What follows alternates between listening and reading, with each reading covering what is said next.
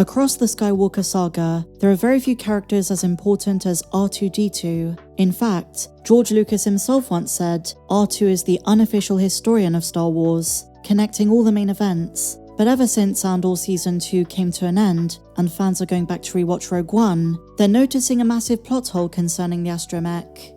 This all concerns the cameo of R2-D2 and C-3PO on Yavin, as Rebellion forces prepare to leave to Scarif to assist the crew of Rogue One in their efforts to steal the Death Star plans. The classic droid duo is seen staying put, watching the others depart. They don't look ready to go anywhere, which is really strange because their ship, the Tantive IV, is preparing to take off with Radiss's cruiser. The droids can't exactly miss their ride because they're on the ship at the start of A New Hope, when Vader boards it. But the 2016 movie makes it seem like they're staying behind, staying on Yavin during the Battle of Scarif.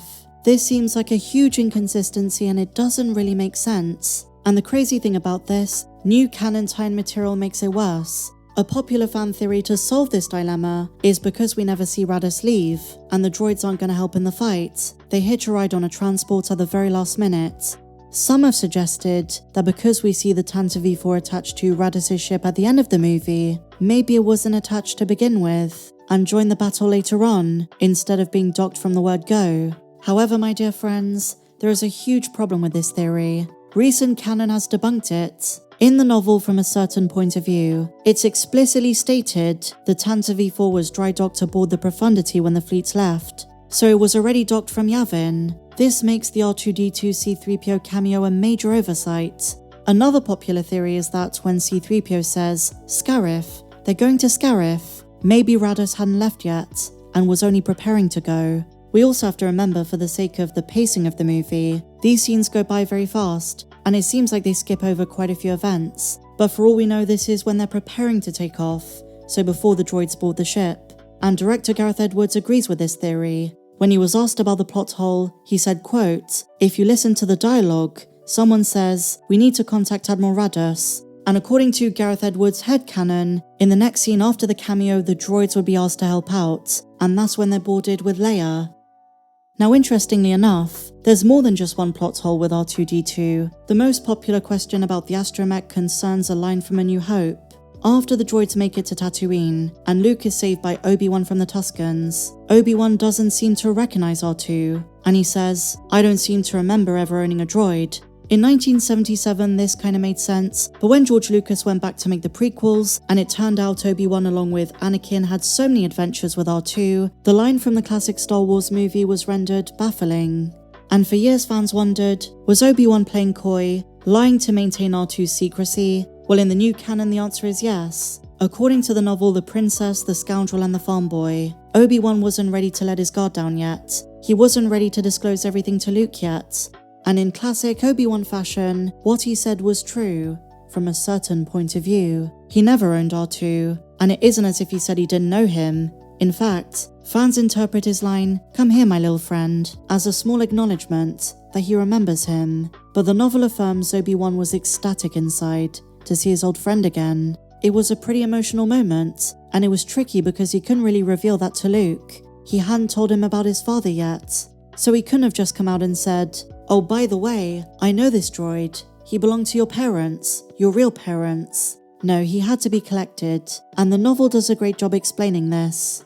This excerpt is from later in the film on the Falcon. The R2 unit whistled an affirmative. Luke was fully concentrated, pivoting around the lightsaber this way and then that way, lost in his own world. R2 then moved over to Ben, as if he were a faithful pet, an image that was reinforced by the old man stroking his dome. Obi-Wan glanced over at the droid and said, "It's good to fly with you again, my old friend." Han was confused. He wondered if he heard him right, but this wasn't Han's business.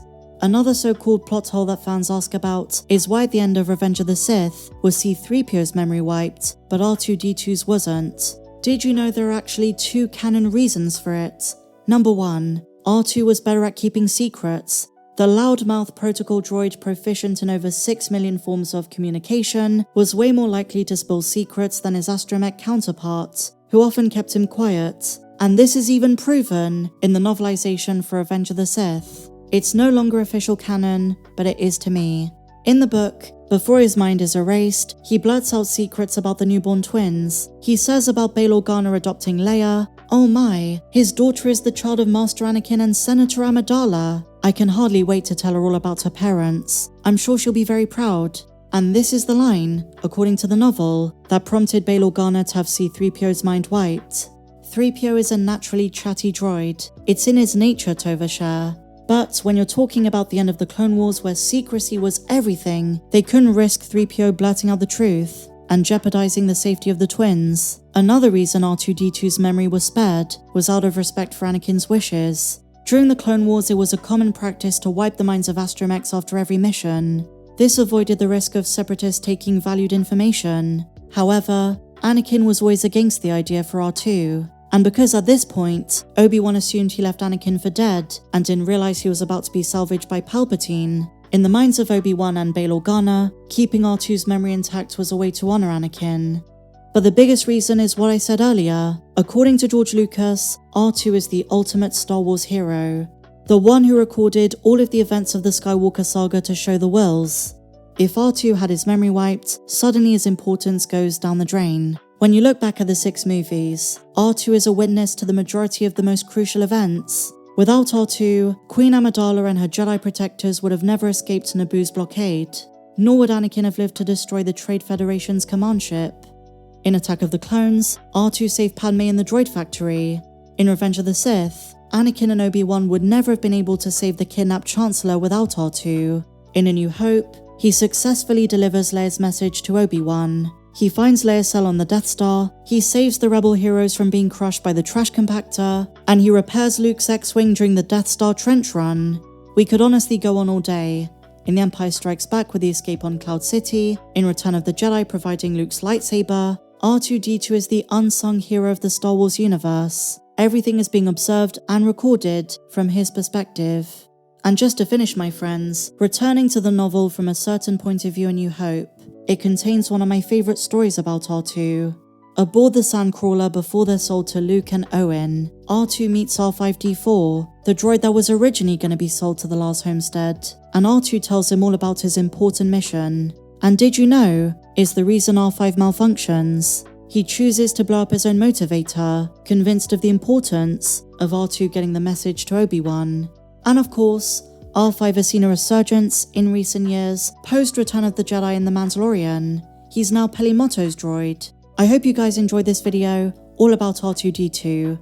If you did, please be sure to give me a big fat thumbs up, subscribe if you're new, check me out on socials, and may the Force be with you, always.